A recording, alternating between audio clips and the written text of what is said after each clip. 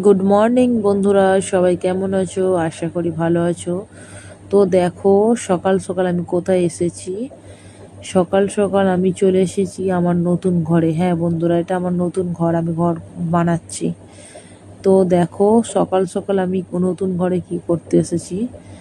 তো সকাল সকাল আমি নতুন ঘরের মেঝের মধ্যে দিয়ে গাছ লাগাতে চলে এসেছি, কারণ আমি একটু গাঁদা ফুল গাছ নিয়েছিলাম। তো গাঁদা ফুল গাছটা বসাবো, তো কোথায় বসাবো আমি ভাবলাম, ঘরের কাজ তো এখন বন্ধ থাকবে কয়েকটা মাস, তো তাহলে ঘরের মেঝে ফুল গাছটা বসিয়ে নিই, ফুলটা হয়ে গেলে হয়ে যাবে।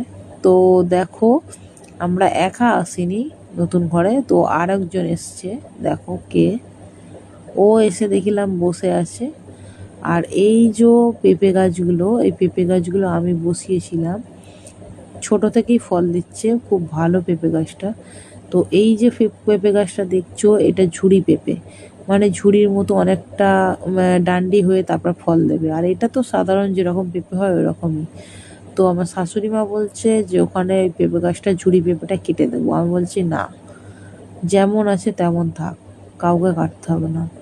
তো দেখো, আমার ঘরের মেঝে কত মোরগঝুটি গাছ হয়েছে।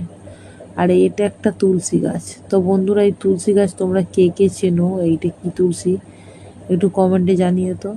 আর দেখো, এদিকে গাঁদা গাছ লাগানো শুরু হয়ে গেছে, আমার বর লাগাচ্ছে, আমার শাশুড়ি মা দাঁড়িয়ে আছে।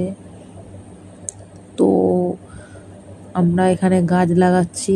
লোক বলে না ঘরের মেঝে গাছ পোত, তা আমারও সেই কল হয়েছে। তো বন্ধুরা, টাটা, পরের ভিডিও দেখা হচ্ছে।